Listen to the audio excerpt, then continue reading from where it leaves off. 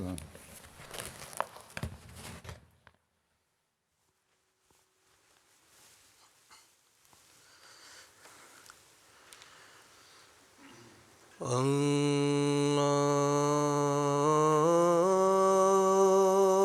الله أكبر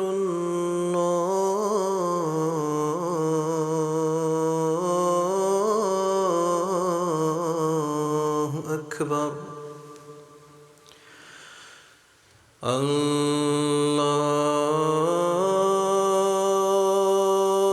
الله أكبر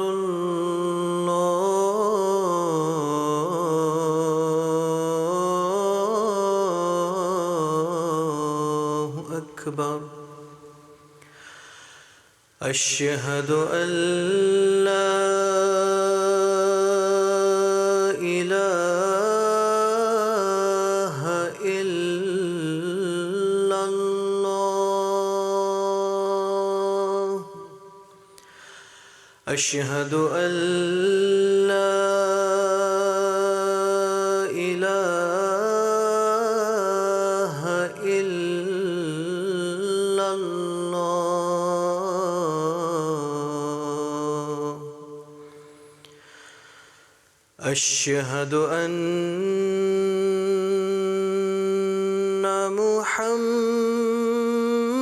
محمدًا رسول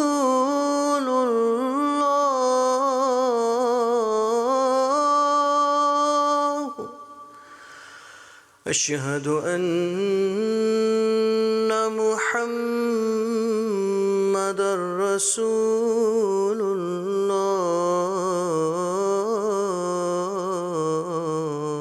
الله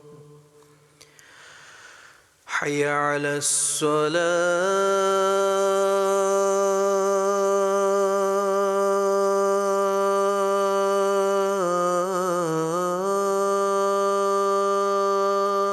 الصلاة حي على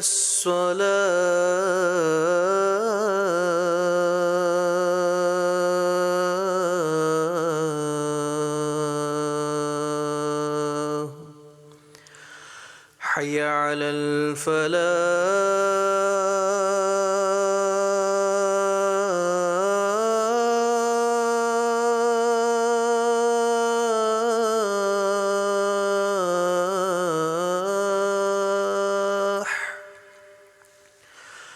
حي على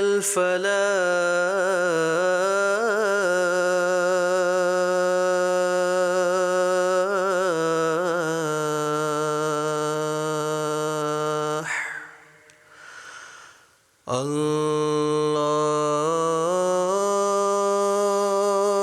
الله أكبر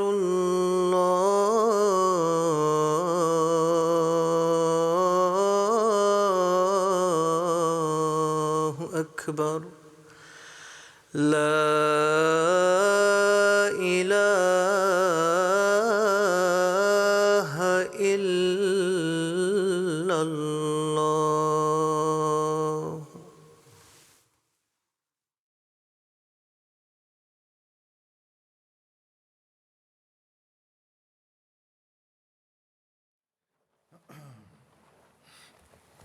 السلام علیکم ورحمۃ اللہ.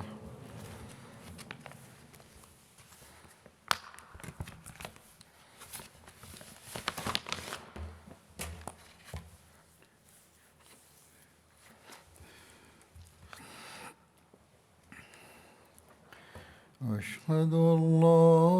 إله إلا الله وحده لا شريك له وأشهد أن محمدًا عبده ورسوله أما بعد فأعوذ بالله من الشيطان الرجيم بسم الله الرحمن الرحيم الحمد لله رب العالمين الرحمن الرحيم مالك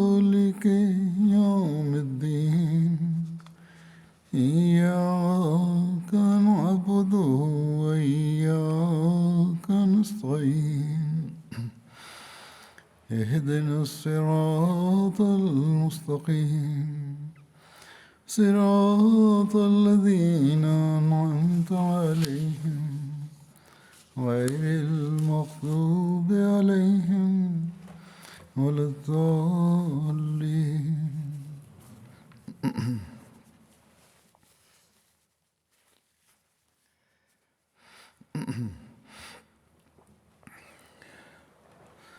حضرت ابوبکر رضی اللہ عنہ کے زمانے کے فتنوں کا ذکر ہو رہا تھا. اس بارے میں حضرت اقدس مسیح علیہ السلام اپنی تصنیف سر الخلافہ میں بیان فرماتے ہیں کہ ابن خلدون نے لکھا ہے کہ عرب کے عوام و خواص مرتد ہو گئے اور بنو طے اور بنو اسد طلحہ کے ہاتھ پر جمع ہو گئے اور بنو غطفان مرتد ہو گئے اور بنو حوازن متردد ہوئے اور انہوں نے زکوٰۃ دینی روک دی.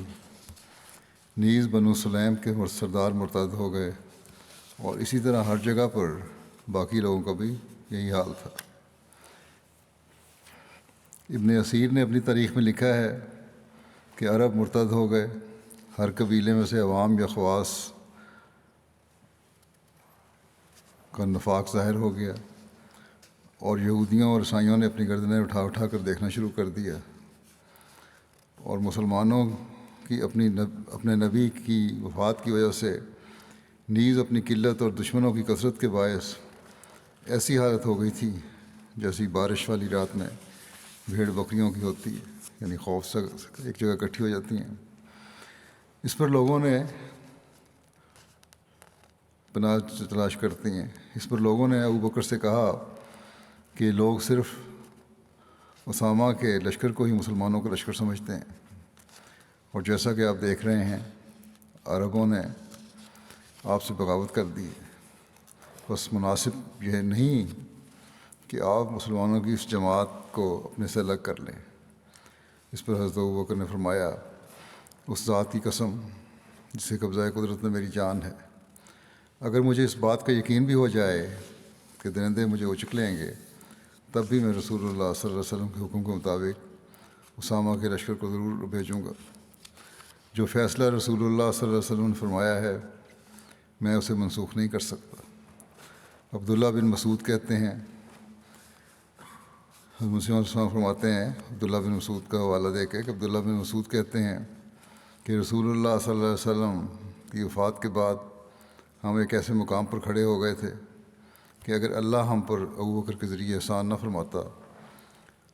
تو قریب تھا کہ ہم ہلاک ہو جاتے. آپ نے ہمیں اس بات پر اکٹھا کیا کہ ہم بنت مخاض یعنی 1 سالہ اونٹنی اور بنت لبون 2 سالہ اونٹنی کی زکوٰۃ کی وصولی کے لیے جنگ لڑیں، اور یہ کہ ہم عرب بستیوں کو کھا جائیں اور ہم اللہ کی عبادت کرتے چلے جائیں یہاں تک کہ موت ہمیں آ لے. یہ جو بحث چل رہی ہے اس میں بعض غلط فہمیاں پیدا ہو سکتی ہیں اور یہ سوال بھی اٹھایا جا سکتا ہے کہ کیا اسلام میں ارتداد کی سزا قتل ہے. اس بارے میں مختصر بیان کر دیتا ہوں. نبی کریم صلی اللہ علیہ وسلم کی وفات کے بعد جب تقریباً سارے عرب نے ارتداد اختیار کر لیا اور بعض لوگوں نے کلی طور پر اسلام سے دوری اختیار کر لی اور بعض نے زکوٰۃ کی ادائیگی سے انکار کیا، تو حضرت ابوبکر نے ان سب کے خلاف قتال کیا. کتب تاریخ اور سیرت میں ایسے تمام افراد کے لیے مرتدین کا لفظ استعمال ہوا ہے.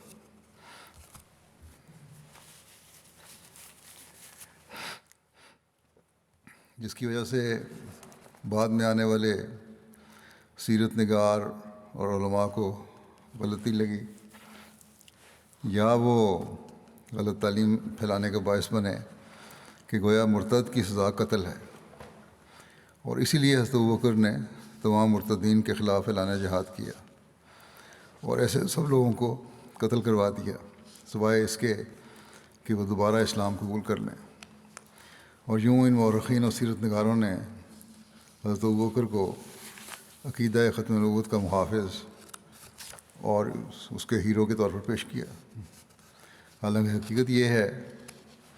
کہ خلافت راشدہ کے اس دور میں ختم نبوت اور عقیدہ ختم نبوت کے اس طرح کے تحفظ کی کوئی سوچ یا نظریہ موجود ہی نہیں تھا، اور نہ ہی ان لوگوں کے خلاف اس لیے تلوار اٹھائی گئی تھی کہ ختم نبوت کو کوئی خطرہ تھا، یا مرتد کی سزا چونکہ قتل تھی اس لیے ان کو قتل کیا جائے۔ اس کی تفصیل تو اب بیان ہوگی آگے، ان کے خلاف اعلان جنگ کیوں کیا گیا اس بارے میں تو بیان ہوگا۔ اس سے پہلے یہ بتانا ضروری ہے کہ کیا قرآن کریم نے یا آن حضرت صلی اللہ علیہ وسلم نے مرتد کی سزا قتل بیان کی ہے یا کوئی اور سزا بھی مقرر کی ہے۔ اسلامی اصطلاح میں مرتد اس کو کہا جاتا ہے جو دین اسلام سے انحراف کر جائے اور اسلام قبول کرنے کے بعد پھر دائرہ اسلام سے نکل جائے۔ جب ہم قرآن کریم کو دیکھتے ہیں تو ہمیں معلوم ہوتا ہے کہ اللہ تعالیٰ نے متعدد جگہوں پر مرتد ہونے والوں کا باقاعدہ ذکر تو فرمایا ہے، لیکن ان کے لیے قتل یا کسی بھی قسم کی دنیاوی سزا دینے کا ذکر نہیں کیا۔ چنانچہ چند آیات نمونہ کے طور پر پیش کی جاتی ہیں۔ پہلی آیت یہ ہے کہ وَمَن يَرْتَدِدْ مِنْكُمْ عَنْ دِينِهِ فَيَمُتْ وَهُوَ كَافِرٌ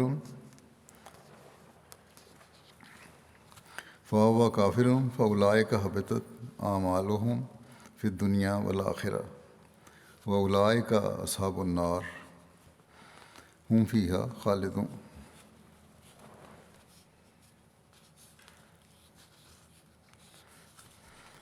یعنی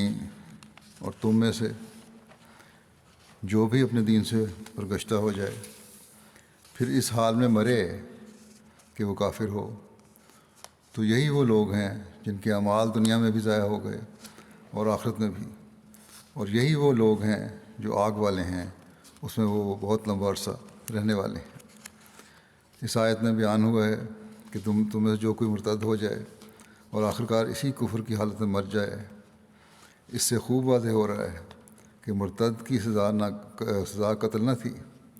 کیونکہ اگر اس کی سزا قتل ہوتی تو یہ بیان نہ ہوتا کہ ایسا مرتد آخرکار کفر کی حالت میں مر جائے۔ پھر ایک جگہ فرمایا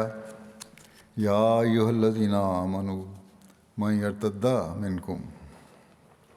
عن دینہ فسوف یأتی اللہ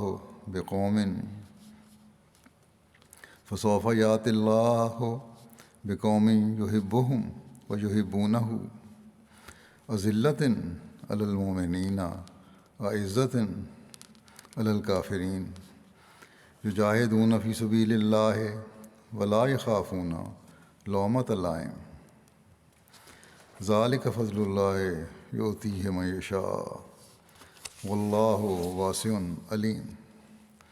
اے وہ لوگو جو ایمان لائے ہو،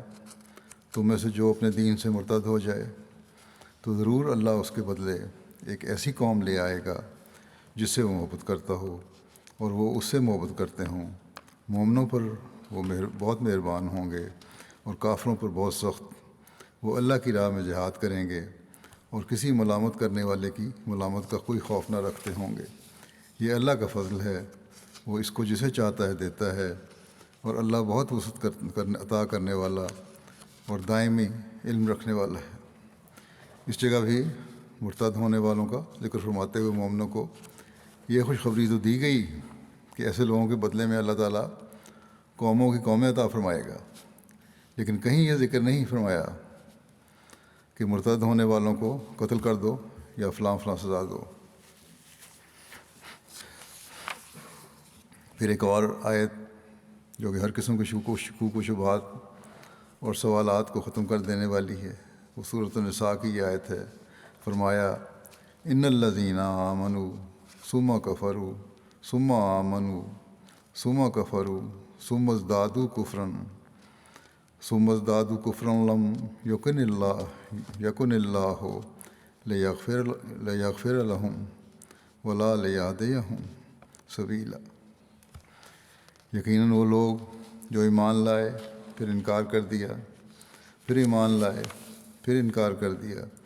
پھر کفر میں بڑھتے چلے گئے، اللہ ایسا نہیں کہ انہیں معاف کر دے اور انہیں راستے کی ہدایت دے۔ بس بڑے واضح نفی ہے اس میں کہ مرتد کی سزا قتل نہیں ہے، اور یہی ہمارے لٹریچر میں تشریح بھی کی جاتی ہے، اور مفسرین نے بھی اس کی وضاحت کی ہے۔ جیسے منصور رابع نے تھوڑی سی وضاحت اپنے ترجمۃ القرآن میں اس طرح فرمائی ہے اس کی کہ یہ آیت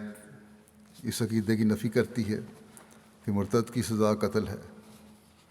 چنانچہ فرمایا اگر کوئی مرتد ہو جائے پھر ایمان لے آئے، پھر مرتد ہو جائے پھر ایمان لے آئے تو اس کا فیصلہ اللہ تعالیٰ کے سپرد ہے، اور اگر کفر کی حالت میں مرے گا تو لازمی طور پر جہنمی ہوگا۔ اگر مرتد کی سزا قتل ہوتی تو اس کے بار بار ایمان لانے اور کفر کرنے کا سوال ہی پیدا نہیں ہوتا تھا۔ اس کے علاوہ کچھ اور آیات ہیں قرآن کریم میں جو اصولی طور پر قتل مرتد کی نفی کرنے والی ہیں، جیسا کہ اللہ تعالیٰ فرماتا ہے وَقُلِ الْحَقُّ مِن رَبِّكُمْ وَمَن شَاءَ فَلْيُؤْمِنْ وَمَن شَاءَ فَلْيُؤْمِنْ وَمَن شَاءَ فَلْيَكْفُرْ إِنَّا أَعْتَدْنَا لِلظَّالِمِينَ نَارًا أَحَاطَ بِهِمْ سُرَادِقُهَا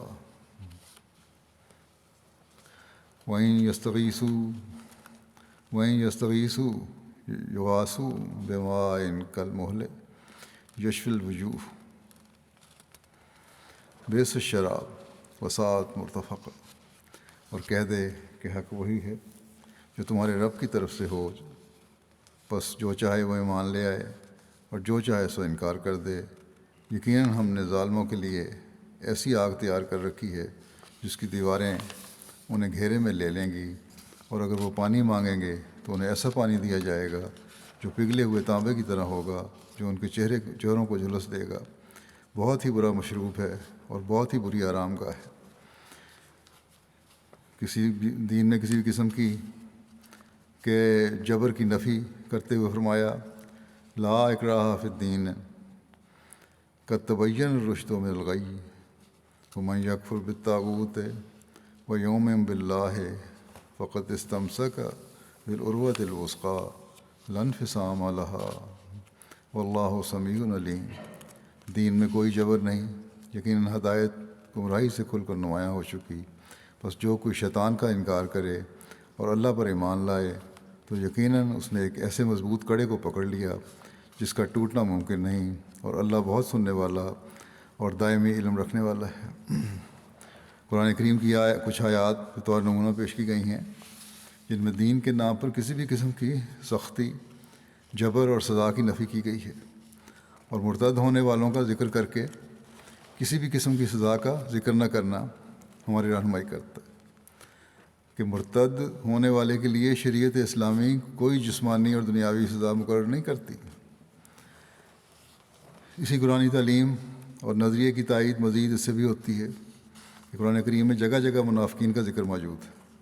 اور منافقین کی برائیاں اس قدر زور سے بیان کی گئی ہیں کہ کفار کی برائیوں کا بھی اس طرح ذکر نہیں۔ ان لوگوں کو فاسق بھی کہا گیا ہے، ان کو کافر بھی کہا گیا ہے، ان کے بارے میں اسلام لانے کے بعد کفر اختیار کرنے کا ذکر کیا گیا ہے، لیکن ایسے کسی بھی منافق کے لیے نہ تو کسی قسم کی سزا کا ذکر کیا گیا ہے، اور تاریخ اسلام گواہ ہے کہ نہ ہی کسی منافق کو ان کے نفاق کی بنا پر کوئی سزا دی گئی۔ چنانچہ منافقین کا ذکر کرتے ہوئے قرآن کہتا ہے قُلْ أَنْفِقُوا طَوْعًا أَوْ كَرْهًا لَنْ يُتَقَبَّلَ مِنْكُمْ إِنَّكُمْ كُنْتُمْ قَوْمًا فَاسِقِينَ وَمَا مَنَعَهُمْ أَنْ تُقْبَلَ مِنْهُمْ نَفَقَاتُهُمْ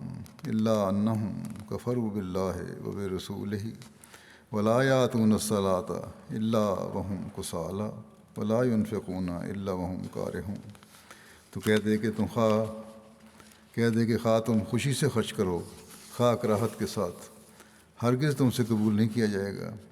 یقیناً تم ایک بد کردار قوم ہو، اور انہیں کسی چیز نے اس بات سے محروم نہیں کیا کہ ان سے ان کے اموال قبول کیے جائیں، اس کے سوائے اس کے کہ وہ اللہ اور اس کے رسول کا انکار کر بیٹھے تھے،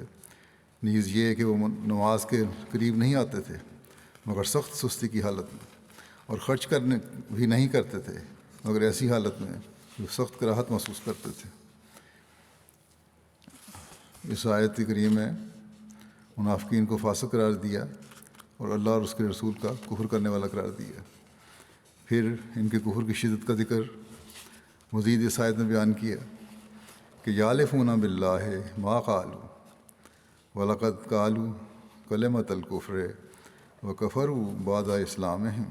وَهَمُّوا بِمَا لَمْ يَنَالُوا وَمَا نَقَمُوا إِلَّا أَنْ أَغْنَاهُمُ اللَّهُ وَرَسُولُهُ مِنْ فَضْلِهِ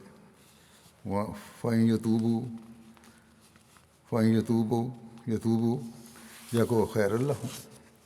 وَإِنْ يَتَوَلَّوْا يُعَذِّبْهُمُ اللَّهُ عذابًا أَلِيمًا فِي الدُّنْيَا وَالْآخِرَةِ وَمَا لَهُمْ فِي الْأَرْضِ مِنْ وَلِيٍّ وَلَا نَصِيرٍ۔ وہ اللہ کی قسمیں کھاتے ہیں کہ انہوں نے نہیں کہا، حالانکہ وہ یقیناً کفر کا کلمہ کہہ چکے ہیں، جبکہ وہ اسلام لانے کے بعد کافر ہو گئے، اور وہ ایسے پختہ ارادے رکھتے تھے جنہیں وہ پا نہیں سکے، اور انہوں نے مومنوں سے پرخاش نہ رکھی مگر صرف اس وجہ سے کہ اللہ اور اس کے رسول نے ان کو اپنے فضل سے مالا مال کر دیا۔ پس اگر وہ توبہ کر لیں تو ان کے لیے بہتر ہوگا، ہاں اگر وہ پھر جائیں تو اللہ انہیں دنیا اور آخرت میں دردناک عذاب دے گا، اور ان کے لیے ساری زمین میں نہ کوئی دوست ہوگا اور نہ مددگار۔ اسی طرح سورہ توبہ میں فرمایا آیت 66 میں، تم ایمان لانے کے بعد کافر بن گئے ہو، لا تعتذروا قد کفرتم بعد ایمانکم، کوئی عذر پیش نہ کرو، لا تعتذروا قد کفرتم بعد ایمانکم، کوئی عذر پیش نہ کرو، لیکن تم اپنے ایمان لانے کے بعد کافر ہو چکے ہو۔ اسی طرح منافقین کے متعلق ایک پوری سورۃ المنافقین نازل ہوئی، اس میں فرمایا اتخذوا ایمانہم جنۃ فصدوا عن سبیل اللہ انہم ساء ما کانوا یعملون ذالک بانہم آمنوا ثم کفروا فطبع علی قلوبہم وہم لا یفقہون۔ انہوں نے اپنی قسموں کو ڈھال بنا رکھا ہے، بس وہ اللہ کے راستے سے روکتے ہیں، یقیناً بہت برا ہے جو وہ عمل کرتے ہیں۔ یہ اس لیے ہے کہ وہ ایمان لائے پھر انکار کر دیا تو ان کے دلوں پر مہر کر دی گئی، بس وہ سمجھ نہیں رہے۔ یہاں بھی ان لوگوں کے ایمان لانے اور اس کے بعد پھر کفر اختیار کرنے کا ذکر کیا ہے، لیکن کسی قسم کی کوئی سزا نہیں مقرر کی گئی اور نہ ہی دی گئی۔ غرض اسی طرح کی بہت سی آیات ہیں جن میں ایسے لوگوں کا ذکر ہے کہ جو ایمان لاتے ہیں پھر اعلانیہ یا عملی طور پر کفر اختیار کرتے ہیں۔ ان لوگوں کو فاسق اور کافر اور مرتد تو کہا گیا ہے، لیکن ان کے لیے قتل وغیرہ کی کوئی سزا مقرر نہیں کی۔ حضرت صلی اللہ علیہ وسلم مرتد کے بارے میں کیا فرماتے ہیں؟ اب قرآن کریم کے بعد اس بارے میں بھی ہم دیکھتے ہیں کہ جس مبارک وجود پر قرآن کریم اتارا گیا، جو کانا خلقہ القرآن کا مصداق وجود تھا، جس نے اپنے عمل سے قرآن کریم کے احکامات نافذ کرتے ہوئے اپنا نمونہ اور اسوہ پیش کیا، اس مبارک ہستی نے مرتد کے حوالے سے کیا فرمایا؟ صحیح بخاری میں درج ذیل واقعہ اس امر کا فیصلہ کر دیتا ہے کہ مرتد کے لیے محض ارتداد کے جرم میں کوئی شرعی حد مقرر نہ تھی۔ اس حدیث کے الفاظ یہ ہیں، حضرت جابر بن عبداللہ بیان کرتے ہیں کہ ایک اعرابی نبی صلی اللہ علیہ وسلم کے پاس آیا اور اسلام قبول کرتے ہوئے آپ سے بیعت کی۔ اگلے روز اعرابی کو مدینہ میں بخار ہو گیا، وہ حضرت صلی اللہ علیہ وسلم کے پاس آیا اور کہنے لگا کہ میری بیعت مجھے واپس دے دیں۔ پھر وہ دوبارہ آیا اور کہنے لگا کہ میری بیعت مجھے واپس دے دیں۔ آپ نے 3 مرتبہ انکار فرمایا، اس کو جواب نہیں دیا۔ پھر وہ اعرابی مدینہ سے چلا گیا۔ اس پر آن حضرت صلی اللہ علیہ وسلم نے فرمایا کہ مدینہ ایک بھٹی کی طرح ہے، وہ میل کو نکال دیتا ہے اور اصل پاکیزہ چیز کو خالص کر دیتا ہے۔ حضرت مولانا شیر علی صاحب نے اپنی تصنیف قتل مرتد اور اسلام ایک تھی ان کی کتاب، اس میں یہ کتاب جو تھی یہ حضرت خلیفۃ المسیح ثانی کی نگرانی میں تیار کی گئی تھی۔ اس میں یہ حدیث درج کی ہے، اور اس کے بعد لکھتے ہیں کہ اس شخص کا آن حضرت صلی اللہ علیہ وسلم کے پاس بار بار آنا بھی ظاہر کرتا ہے کہ مرتد کے لیے قتل کی سزا مقرر نہ تھی، ورنہ کبھی آن حضرت صلی اللہ علیہ وسلم کے پاس نہ آتا، بلکہ کوشش کرتا کہ بلا اطلاع چپکے سے نکل جائے اور کسی پر ظاہر نہ کرتا کہ وہ ارتداد اختیار کرنا چاہتا ہے۔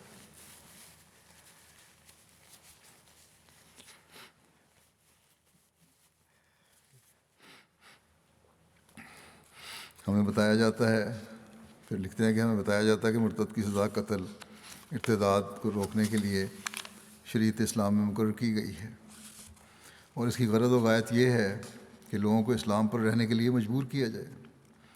اگر یہ بات سچ ہے تو آن حضرت صلی اللہ علیہ وسلم نے کیوں اس کو متنبہ نہ کیا، اس شخص کو جو بار بار آ رہا تھا آپ کے پاس، اور کیوں یہ نہ کہہ دیا کہ یاد رکھو کہ اسلام میں ارتداد کی سزا قتل ہے، اگر تم ارتداد اختیار کرو گے تو تمہیں قتل کیا جائے گا۔ اور جب کہ وہ بار بار ارتداد کا ارادہ ظاہر کرتا تھا اور خوف تھا کہ وہ مرتد ہو کر چلا جائے گا، تو ایسی صورت میں کیوں اس پر پہرا مقرر نہ کیا گیا تاکہ اگر وہ مرتد ہو کر جانے لگے تو اس کو پکڑ لیا جاوے اور اس پر شرعی حد جاری کی جاوے؟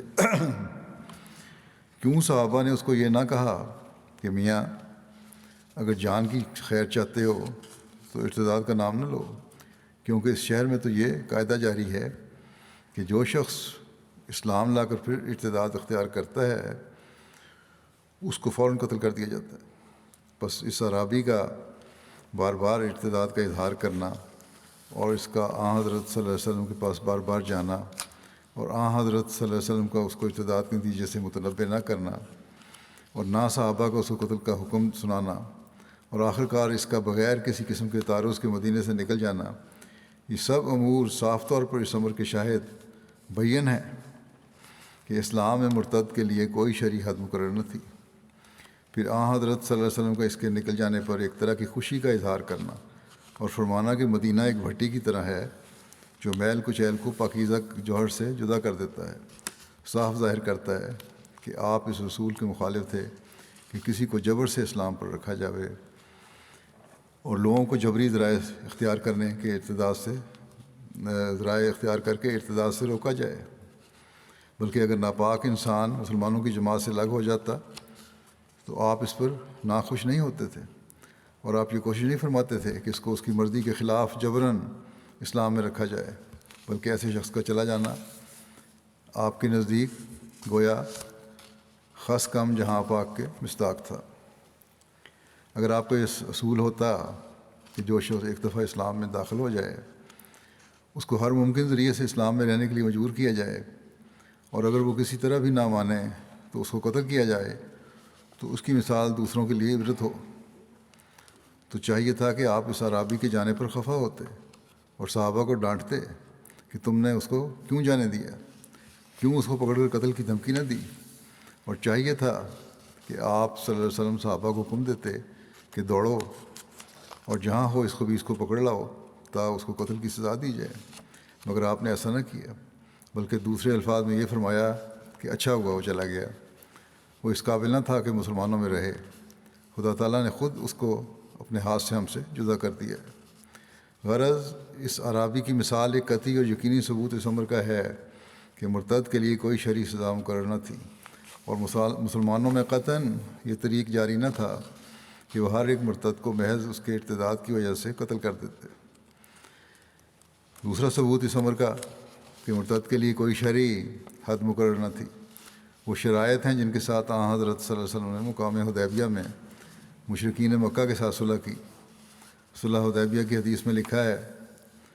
کہ جو برا بن عازب سے روایت ہے کہ نبی صلی اللہ علیہ وسلم نے حدیبیہ کے دن مشرکین کے ساتھ 3 باتوں پر صلح کی۔ پہلی شرط یہ تھی کہ اگر مشرکین میں سے کوئی شخص مسلمان ہو کر حضرت صلی اللہ علیہ وسلم کے پاس جائے تو آپ اس کو مشرکین کی طرف واپس کر دیں گے۔ دوسری شرط یہ تھی کہ اگر مسلمانوں میں سے کوئی شخص مرتد ہو کر مشرکین کی طرف چلا جائے تو مشرکین اس کو اپنے آپ کی طرف واپس نہیں کریں گے۔ اس صلح نامہ کی دوسری شرط سے صاف طور پر ظاہر ہوتا ہے کہ مرتد کے لیے کوئی شرعی حد مقرر نہ تھی، کیونکہ اگر ارتداد کے لیے شریعت اسلام میں یہ سزا مقرر ہوتی کہ اس کو قتل کیا جائے تو شرعی حد کے معاملہ میں بھی کبھی مشرکین کی بات قبول نہ فرماتے آپ۔ اس کے علاوہ بھی ایسے کئی واقعات ہیں کہ جن سے بخوبی واضح ہو جاتا ہے کہ نبی اکرم صلی اللہ علیہ وسلم کے عہد مبارک میں چند لوگوں نے دین اسلام سے ارتداد اختیار کیا، لیکن محض ارتداد کی وجہ سے ان سے کوئی تعرض نہ کیا گیا، تا وقت کہ انہوں نے محاربت اور بغاوت جیسے افعال شنیعہ کا ارتکاب نہ کیا۔ حضرت مسلم موعود نے قرآن مجید کی ایک اور آیت سے بھی اس مسئلے کو یوں واضح فرمایا ہے کہ وما علی الرسول الا البلاغ المبین، کہ میں اس طرف فرمایا کہ اس میں اس طرف اشارہ کیا گیا ہے کہ تلوار کے بجائے تبلیغ سے کام لینا ہی ایک دیرینہ اصول ہے، اور حضرت ابراہیم علیہ السلام نے بھی اسی اصول کو اختیار کیا تھا، اور ان کے زمانے کے لوگوں کو بھی خدا تعالیٰ کی طرف سے یہی ارشاد ہوا تھا کہ ہمارے اس رسول کا کام صرف بات پہنچا دینا ہے، تلوار سے منوانا نہیں۔ اور یہی سارے قرآن کا خلاصہ ہے کہ دلیل کے ساتھ بات منوانا مذہبی لوگوں کا کام ہوتا ہے، جبر سے منوانا مذہبی لوگوں کا کام نہیں۔ مگر افسوس ہے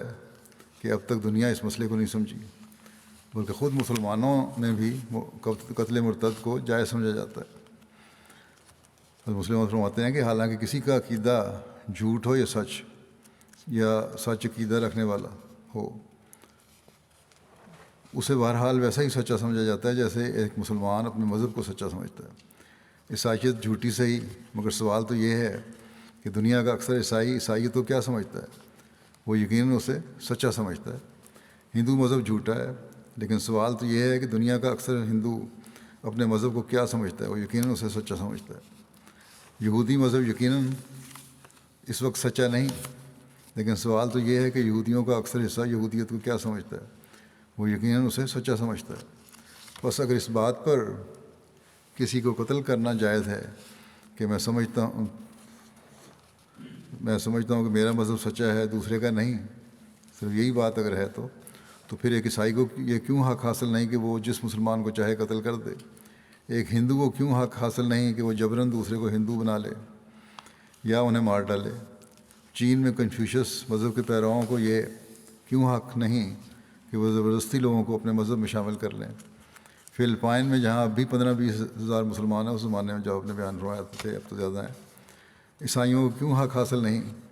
کہ وہ مسلمانوں کو جبراً عیسائی بنا لیں؟ امریکہ کو کیوں حق حاصل نہیں کہ وہ جبراً ان مسلمانوں کو جو ان کے ملک میں رہتے ہیں عیسائی بنا لے؟ روس کو کیوں حق حاصل نہیں کہ وہ جبراً سب کو عیسائی بنا لے یا جبراً سب کو کمیونسٹ بنا لے؟ اگر مسلمان دوسروں کو جبراً اپنے عقیدے پر لا سکتے ہیں تو ویسا ہی حق عقلاً دوسروں کو بھی حاصل ہے، لیکن کیا اس حق کو جاری کر کے دنیا میں کبھی امن قائم رہ سکتا ہے؟ کیا اس حق کو جاری کر کے تم اپنے بیٹے کو بھی کہہ سکتے ہو کہ یہ مسئلہ ٹھیک ہے، یا بیوی کو بھی کہہ سکتے ہو کہ یہ مسئلہ ٹھیک ہے؟ کہ عیسائیوں کا حق ہے کہ وہ مسلمانوں کو زبردستی عیسائی بنا لیں، مسلمانوں کا حق ہے کہ وہ عیسائیوں کو زبردستی مسلمان بنا لیں، ایران والوں کا حق ہے کہ وہ سب حنفیوں کو زبردستی شیعہ بنا لیں، اور حنفیوں کا حق ہے کہ وہ سب کو زبردستی سنی بنا لیں۔ غرض یہ ایسی عقل کے خلاف بات ہے کہ کوئی انسان اس کو 1 منٹ کے لیے بھی تسلیم نہیں کر سکتا۔ گزشتہ انبیاء کی قوموں نے جب بھی خدائی ہدایت کو ماننے سے انکار کیا تو خدا تعالیٰ نے انہیں مخاطب کرتے ہوئے فرمایا کہ انلزمکموہا وانتم لہا کارہون، یعنی اگر تم خود ہدایت لینا پسند نہیں کرتے تو ہم جبراً تمہیں ہدایت نہیں دے سکتے۔ لیکن افسوس ہے کہ موجودہ زمانے میں مسلمانوں میں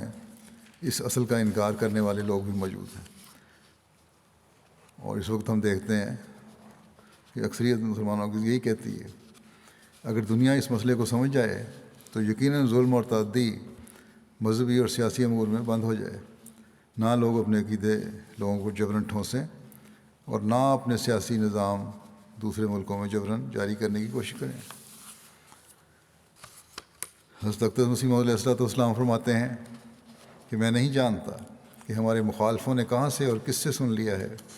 کہ اسلام تلوار کے دور سے پھیلا ہے۔ خدا تو قرآن شریف میں فرماتا ہے لا اکراہ فی الدین، یعنی دین اسلام میں جبر نہیں، تو پھر کس نے جبر کا حکم دیا؟ اور جبر کے کون سے سامان تھے؟ اور کیا وہ لوگ جو جبر سے مسلمان کیے جاتے ہیں ان کا یہی صدق اور یہی ایمان ہوتا ہے کہ بغیر کسی تنخواہ پانے کے، باوجود 200-300 آدمی ہونے کے،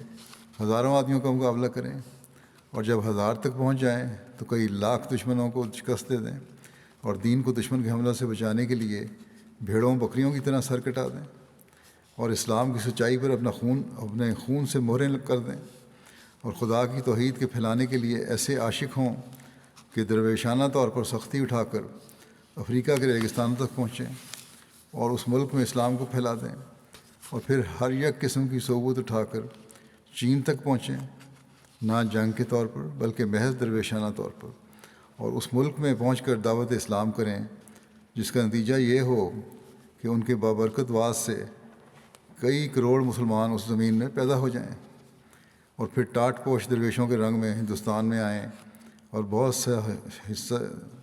سے حصے آریہ ورت کو اسلام سے مشرف کر دیں، اور یورپ کی حدود تک لا الہ الا اللہ کی آواز پہنچا دیں۔ تم ایماناً کہو کہ کیا یہ کام ان لوگوں کا ہے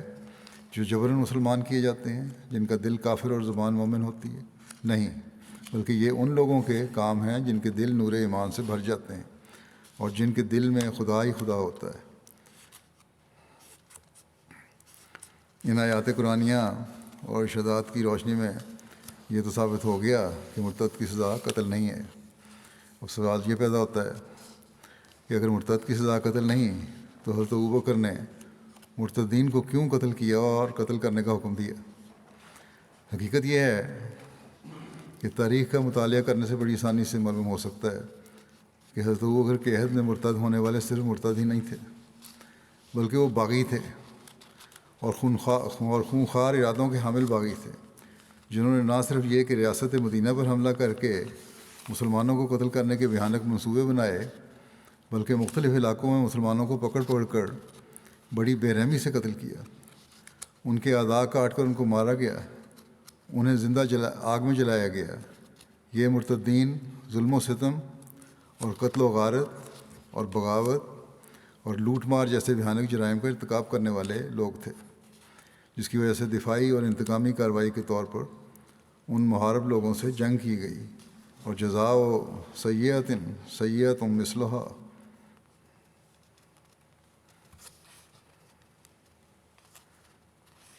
کے تحت ان کو بھی ویسی سزائیں دے کر قتل کرنے کے احکامات صادر کیے گئے جیسے جرائم کے وہ مرتکب ہوئے تھے۔ چنانچہ تاریخ اور سیرت کی کتابوں سے کچھ تفصیل پیش کی جاتی ہے۔ تاریخ خمیس میں لکھا ہے کہ خارجہ بن حصن جو مرتدین میں سے تھا، اپنی قوم کے کچھ سوار لے کر مدینہ کی طرف بڑھا۔ وہ چاہتا تھا کہ اہل مدینہ کو جنگ کے لیے نکلنے سے قبل ہی روک دے یا انہیں غفلت میں پا کر حملہ کر دے۔ چنانچہ اس نے حضرت ابوبکر اور آپ کے ساتھ کے مسلمانوں پر اس وقت چھاپا مارا جب کہ وہ لوگ بے خبر تھے۔ مرتدین نے نہ صرف مدینہ پر حملہ کیا بلکہ جب حضرت ابوبکر نے انہیں شکست دی تو انہوں نے صادق الایمان مسلمانوں کو بھی تہہ کر دیا جو ان قوموں میں بستے تھے، جیسا کہ گزشتہ خطبے میں اس کا میں ذکر کچھ کر چکا ہوں، اور جو باوجود اپنی قوم کے مرتد ہو جانے کے اسلام پر قائم رہے تھے۔ چنانچہ علامہ طبری لکھتے ہیں کہ جب حضرت ابوبکر نے مختلف حملہ آور قبائل کو شکست دی تو بنو ذبیان اور ابس ان مسلمانوں پر حملہ آور ہوئے جو ان میں رہتے تھے، اور ان کو ہر ایک طریق سے قتل کیا، اور ان کے بعد دیگر اقوام نے بھی انہی کی طرح کیا، یعنی انہوں نے بھی ایسے لوگوں کو قتل کر دیا جو اسلام پر قائم رہے۔ علامہ ابن اسیر لکھتے ہیں کہ ابس اور ذبیان قبائل نے اپنے ہاں کے نہتے مسلمانوں کو بری طرح قتل کرنا شروع کر دیا، اور ان کی دیکھا دیکھی دوسرے قبائل نے بھی ایسا ہی کیا۔ اس پر حضرت ابوبکر نے قسم کھائی کہ وہ ہر قبیلے کے ان لوگوں کو ضرور قتل کریں گے جنہوں نے مسلمانوں کو قتل کیا ہے، جیسا کہ بیان کیا گیا تھا کہ حضرت صلی اللہ علیہ وسلم کی وفات پر جن قبائل نے ارتداد اختیار کیا ان کا ارتداد مذہبی اختلاف تک محدود نہ تھا، بلکہ انہوں نے سلطنت اسلامی سے بغاوت اختیار کی تھی، تلوار کو اپنے ہاتھ میں لیا تھا، مدینہ منورہ پر حملہ کیا تھا، اپنی اپنی قوموں کے مسلمانوں کو قتل کیا، آگ میں ڈالا اور ان کا مسئلہ کیا، جیسا کہ تاریخ طبری میں حضرت خالد بن ولید کا ذکر کرتے ہوئے لکھا ہے کہ جب اسد اور غطفان اور حوازن اور سلیم اور طے کو شکست ہوئی تو خالد رضی اللہ عنہ نے ان سے معافی قبول نہ کی، سوائے اس کے کہ وہ آپ کے پاس ان لوگوں کو لے کر آئیں جنہوں نے مرتد ہونے کی حالت میں مسلمانوں کو آگ میں ڈال کر جلایا اور ان کا مسئلہ کیا اور ان پر مظالم برپا کیے۔ علامہ ابن خلدون لکھتے ہیں کہ جزیرہ عرب کی مرتد قبائل مدینہ کا قصد کرتے ہوئے نکلے تاکہ حضرت ابوبکر اور مسلمانوں کے ساتھ جنگ کریں۔ تاریخ طبری میں لکھا ہے کہ سب سے پہلے ابس اور زبیان نے حملہ کیا، چنانچہ حضرت ابوبکر کو حضرت اسامہ کی واپسی سے قبل ان سے لڑائی کرنی پڑی۔ علامہ ابن خلدون لکھتے ہیں کہ ربیہ قبیلہ نے ارتداد اختیار کر لیا اور انہوں نے منذر بن نعمان کو کھڑا کیا جس کا نام مغرور پڑا ہوا تھا، انہوں نے اسے بادشاہ بنا دیا۔ علامہ عینی جو ہیں شارح صحیح بخاری کے ہیں، وہ لکھتے ہیں کہ حضرت ابوبکر رضی اللہ عنہ نے زکوٰۃ دینے سے انکار کرنے والوں سے صرف اس لیے قتال کیا کیونکہ انہوں نے تلوار کے ذریعے سے زکوٰۃ روکی اور امت مسلمہ کے خلاف جنگ برپا کی۔ علامہ شوکانی بیان کرتے ہیں کہ امام خطابی نے نبی کریم صلی اللہ علیہ وسلم کی وفات کے بعد ارتداد اختیار کرنے والوں اور زکوٰۃ وغیرہ کی ادائیگی سے انکار کرنے والوں کے بارے میں مختلف امور تحریر کرنے کے بعد لکھا ہے کہ یہ لوگ در حقیقت باغی تھے اور ان کو مرتد صرف اس وجہ سے کہا گیا ہے کہ یہ لوگ مرتدین کی جماعتوں میں داخل ہو گئے تھے۔ ایک مصنف نے بار بار اپنی کتاب میں ارتداد اختیار کرنے والوں کے لیے بغاوت اور باغی وغیرہ کے الفاظ لکھے ہیں، چنانچہ وہ کہتے ہیں کہ جب رسول اللہ صلی اللہ علیہ وسلم کی وفات کی خبر سارے عرب میں پھیل گئی اور ہر طرف بغاوت کے شعلے بھڑکنے لگے تو ان شعلوں کی زد میں سب سے زیادہ یمن کا علاقہ تھا۔ اگرچہ آگ کا بھڑکانے والا شخص انسی قتل ہو چکا تھا، بنو حنیفہ میں مسلمہ اور بنو اسد میں طلحہ نے نبوت کا دعویٰ کر کے ہزاروں لوگوں کو اپنے ساتھ ملا لیا اور لوگوں نے کہنا شروع کر دیا کہ اسد اور غطفان کے حلیف قبیلوں کا نبی ہمیشہ قریش کے نبی سے زیادہ محبوب ہے، کیونکہ محمد صلی اللہ علیہ وسلم وفات پا چکے ہیں اور طلحہ زندہ ہے۔ جب ان بغاوتوں کی خبر حضرت ابوبکر کو پہنچی تو انہوں نے فرمایا کہ ہمیں اس وقت تک انتظار کرنا چاہیے جب تک ان علاقوں کے عمال اور امراء کی طرف سے تمام واقعات کی مکمل رپورٹیں موصول نہ ہو جائیں۔ زیادہ دن نہ گزرے تھے کہ امراء کی طرف سے رپورٹیں پہنچنے لگیں۔ ان رپورٹوں سے صاف ظاہر ہوتا تھا کہ باغیوں کے ہاتھوں نہ صرف سلطنت کا امن خطرے میں تھا بلکہ ان لوگوں کی جانوں کو بھی سخت خطرہ تھا جنہوں نے ارتداد کی راہ میں باغیوں کا ساتھ نہیں دیا تھا اور اسلام پر قائم رہے تھے۔ اس صورتحال میں حضرت ابوبکر صدیق کے لیے پوری قوت سے بغاوتوں کا مقابلہ کرنا اور باغیوں کو ہر قیمت پر زیر کر کے صورتحال کو قابو میں لانے کے سوا کوئی چارہ نہیں تھا۔ ایک مصنف لکھتے ہیں کہ حضرت ابوبکر کے پیش نظر ان مرتدین کی سرکوبی تھی جو عرب کے مختلف خطوں میں بغاوت کے شعلوں کو ہوا دے رہے تھے اور ان کے ہاتھوں شمع اسلام اور ان کے پروانوں کو سخت خطرہ لاحق تھا۔ پھر لکھتے ہیں مصنف کہ رسول اللہ صلی اللہ علیہ وسلم کی وفات کے بعد بہت سے سرداران عرب مرتد ہو گئے اور ہر ایک اپنے اپنے علاقے میں خود مختار ہو گیا۔ محققین کے مطابق یہ ارتداد زیادہ تر سیاسی تھا، دینی ارتداد بہت ہی کم تھا۔ نبی کریم صلی اللہ علیہ وسلم کی دنیاوی زندگی کے آخری ایام میں عرب کے کچھ قبائل کے لیڈروں نے اپنی بغاوت کی سیاسی تحریک کو مذہبی رنگ دینے کے لیے نبوت کا دعویٰ کر دیا۔ دوبارہ یہ سلسلہ بھی چل رہا ہے، انشاءاللہ اس کا بقیہ حصہ آئندہ انشاءاللہ پیش ہوگا۔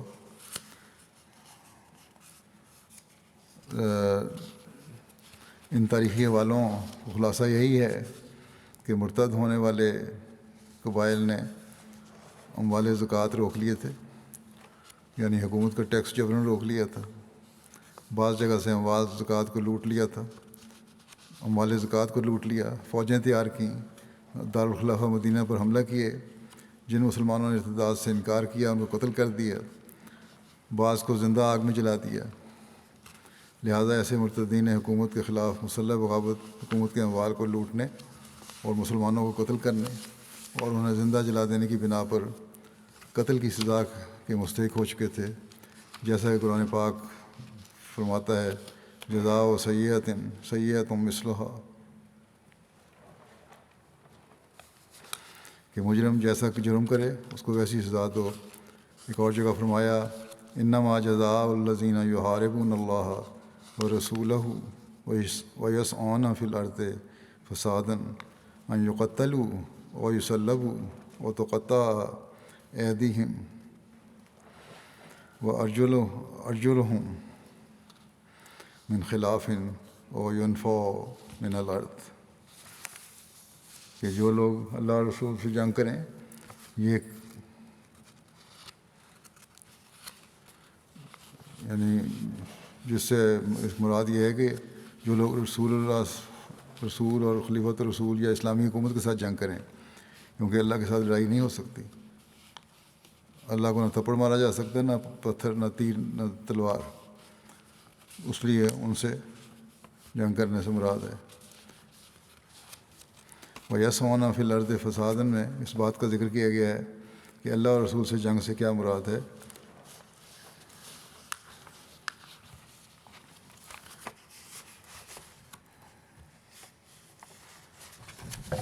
تفسیر یہ ہے کہ جو لوگ اللہ اور رسول سے جنگ کرتے ہیں یعنی ملک میں فساد کرتے ہیں، قتل و غارت، ڈاکہ زنی، لوٹ مار اور مسلح بغاوت کرتے ہیں، ان کی سزا ہے یہ ہے کہ یقتلوا و یصلبوا، انہیں سختی سے قتل کیا جائے یا صلیب پر مار دیا جائے۔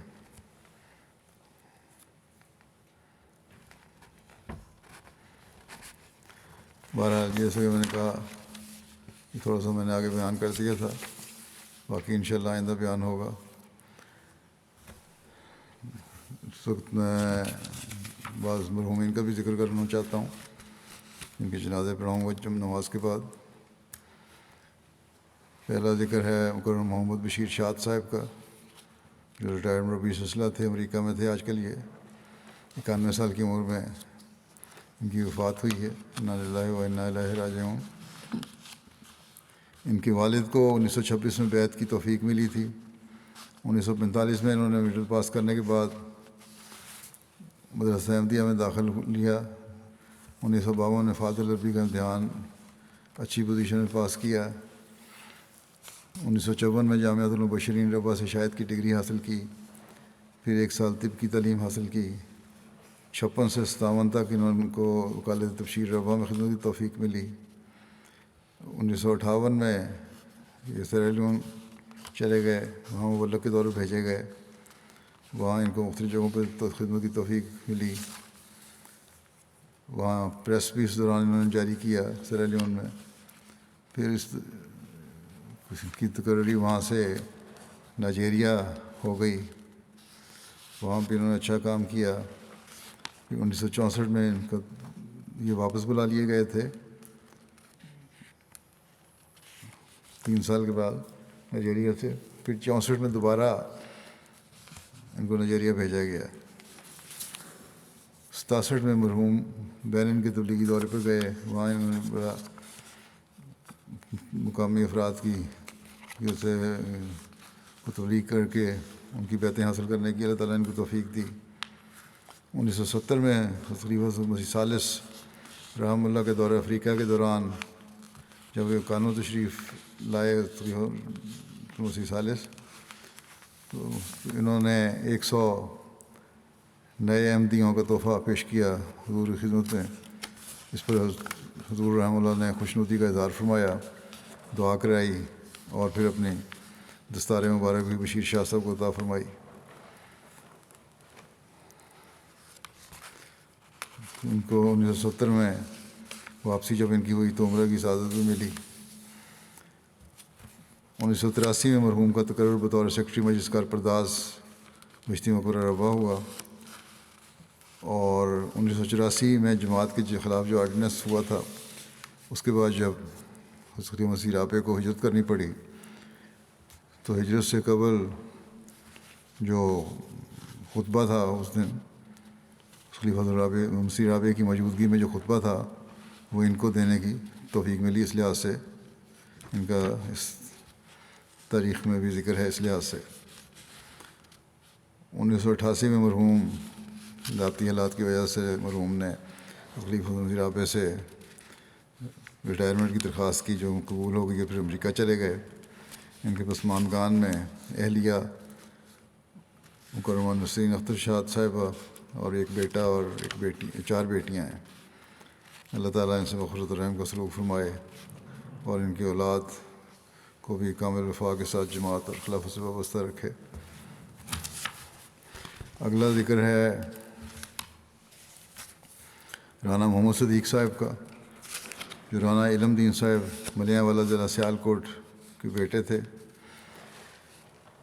ان کی بھی گزشتہ دنوں میں وفات ہوئی ہے، انا للہ و انا الیہ راجعون۔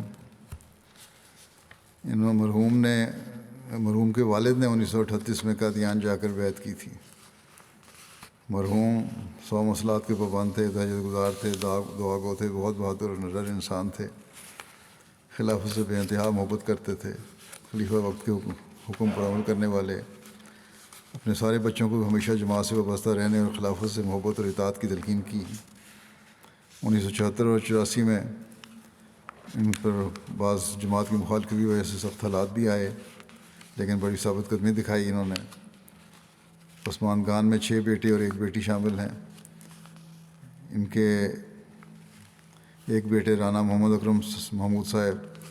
نائجیریا میں مبلغ اصلاح ہیں، جو میدان عمل میں ہونے کی وجہ سے اپنے والد کے جنازہ اور تدفین میں شامل نہیں ہو سکے۔ اس سے پہلے ان کی والدہ بھی 2018 میں وفات پا گئی تھیں، اس میں بھی شامل نہیں ہو سکے تھے۔ اللہ تعالیٰ انہیں صبر اور حوصلہ عطا فرمائے اور مرحوم کے مغفرت و رحم کا سلوک فرمائے۔ اگلا ذکر ہے مکرم ڈاکٹر محمود احمد خواجہ صاحب کا اسلام آباد کا، کہ گزشتہ دنوں وفات ہوئی، انا للہ و انا الیہ راجعون۔ 78 سال ان کی عمر تھی۔ اللہ تعالیٰ کے فضل سے موسی تھے۔ ان کے خاندان میں احمدیت کا نفوذ ان کے والد خواجہ محمد شریف صاحب کے ذریعے ہوا۔ انہوں نے خواب کی بنا پر حضرت خلیفہ ثانی کے دور میں بیعت کی تھی۔ بڑے نیک فطرت تھے، اس لیے اللہ تعالیٰ نے باوجود اس کے مخالف تھا خاندان باقی جماعت کا، اللہ تعالیٰ نے ان کو 3 مرتبہ خواب میں حضرت مسیح علیہ السلام کی بیعت کرنے کے حکم دیا۔ آخر انہوں نے بیعت کی۔ ڈاکٹر محمود خواجہ صاحب نے ابتدائی تعلیم پشاور سے حاصل کی، اس کے بعد 1966 میں یونیورسٹی آف پشاور سے کیمسٹری میں MSc کی ڈگری حاصل کی۔ پھر 1973 میں لا ٹروب یونیورسٹی میلبرن آسٹریلیا سے ٹروب ہے PhD کی ڈگری حاصل کی۔ پاکستان میں بھی اور باہر بھی مختلف یونیورسٹیز میں پڑھاتے بھی رہے ہیں۔ گھانا میں کیپ کوسٹ یونیورسٹی میں بھی جو پڑھاتے تھے، وہاں ان کی مجھ سے واقفیت ہوئی تھی، اور میں نے دیکھا انتہائی سادہ مزاج اور عاجز اور بے نفس انسان تھے، بہت اچھے ریسرچ اسکالر تھے۔ پاکستان میں بھی اور باہر بھی ان کی بڑی قدر کی جاتی ہے ریسرچ اسکالر کے طور پر۔ چودھری کرام اللہ صاحب کی بیٹی عبد القیوم صاحب سے ان کی شادی ہوئی، ان کا ایک بیٹا اور ایک بیٹی ہیں۔ ان خواجہ صاحب کو، ڈاکٹر محمود خواجہ صاحب کو نصرت جہاں اسکیم کے تحت 1979 سے 1984 تک سیرا لیون میں اپنی اہلیہ کے ساتھ وقت کی توفیق ملی۔ ان کے بیٹے ڈاکٹر طارق خواجہ کہتے ہیں کہ رمضان میں خصوصاً قرآن کریم ترجمہ بہت غور اور انہماک سے پڑھتے تھے۔ اس بات پر زور دیتے تھے کہ خدا اور اس کے رسول اور خلیفہ کے ارشادات کو من و عن پیش کرنا چاہیے۔ الفاظ کی غیر معمولی غلطی سے بھی غلط مطلب اخذ ہو سکتا ہے۔ عبدالباری صاحب امیر ضلع اسلام آباد لکھتے ہیں کہ خواجہ صاحب کو نصرت جہاں اسکیم کے تحت سیرا لیون میں ایک ہاں کہتے ہیں مجھے بھی اور خواجہ صاحب کو بھی نصرت جہاں اسکیم کے تحت سیرا لیون میں ایک ساتھ خدمت کرنے کا موقع ملا۔ پاکستان واپسی پر آپ نے پہلے گورنمنٹ کے ادارہ میں ملازمت اختیار کی، بعد ازاں اسلام آباد شفٹ ہو گئے جہاں SDPI میں شمولیت اختیار کی۔ آپ اس ادارہ میں بہت مقبول ہوئے اور شہرت کے باوجود اپنے کمال اخلاص سے کام کیا۔ آپ نے اشیاء طعام، نظام نکاسی اور دیگر اشیاء زینت، بیوٹی پروڈکٹس وغیرہ میں موجود خطرناک کیمیکل کے خاتمہ کے لیے کام کیا اور اس کام میں بین الاقوامی طور پر کافی شہرت حاصل کی، اور اس حوالے سے کئی کتب تصنیف کیں۔ جب بھی کوئی کتاب تحریر کرتے تو اس کتاب کی ایک نقل باری صاحب کہتے ہیں کہ مجھے بھی بھجواتے، کہتے ہیں میرے پاس اب ان کی کافی کتب موجود ہیں۔ نہایت مخلص احمدی تھے، خلافت کے ساتھ محبت کا تعلق تھا، ہمیشہ خدام کی تربیت کے لیے ان کی کمزوریوں کی نشاندہی کرتے رہتے۔ خواجہ محمود صاحب کے بارے میں پاکستان کے علاوہ جرمنی، سویڈن، برکینا فاسو، امریکہ، آذربائیجان، سوئٹزرلینڈ، نائجیریا، مصر، بحرین اور بہت سے ممالک کے سائنسدانوں اور حکومتی وزارتوں کے نمائندوں نے اور یونیورسٹی کے چانسلرز اور پروفیسرز نے، سول سوسائٹی کے NGOs کے صدران نے پیغامات بھیجے تھے تعزیت کے۔ کافی پیغام آئے تھے ان کے، مجھے بھی انہوں نے بھجوائے ان کے بچوں نے۔ مثلاً بس ایک دو پیغام نمونتاً پڑھ دیتا ہوں۔ مسٹر چارلس جی براؤن، صدر world alliance for mercury free dentistry, Washington DC، امریکہ، نے لکھا کہ ڈاکٹر محمود خواجہ انتہائی منفرد دانشور اور بہت نایاب سماجی کارکن تھے۔ جدید سائنس اور زہریلے مادوں پر ان کی شاندار سائنسی تحریریں اسکالرشپ کو ترقی دینے اور سرکاری اور نجی شعبوں کو کام کی بنیاد فراہم کرنے کے لیے بہت اہم ہیں۔ بین الاقوامی تنظیموں کے ذریعے کام کرنے والی ان کی کئی دہائیوں پر محیط کاوشوں نے اقوام کے درمیان معاہدوں کو عملی جامہ پہنانے، سول سوسائٹی کے درمیان باہمی ہم آہنگی کو فروغ دینے اور پاکستان میں زہریلے مواد کو کم کرنے میں مدد کی۔ انہیں 2019 میں PBC the Pacific Basin Consortium for Environment and Health chairman کا ایوارڈ ملا۔ ڈاکٹر محمود کے کارناموں میں ایک بین الاقوامی طبی تنظیم کا صدر ہونا بھی شامل ہے۔ وہ اب تک منتخب کیے گئے صدور میں سے واحد ڈاکٹر ہیں جو فزیشین نہیں تھے، PhD ڈاکٹر تھے۔ اس طرح اور بہت سارے سائنسدانوں نے آپ کی تعریف کی ہے، جس میں جرمنی کے بھی ڈاکٹر شامل ہیں، سوئٹزرلینڈ کے بھی۔ اللہ تعالیٰ مرحوم سے مغفرت و رحم کا سلوک فرمائے اور ان کے لواحقین کو صبر عطا فرمائے اور ان کی نیکیوں کو جاری رکھنے کی توفیق عطا فرمائے۔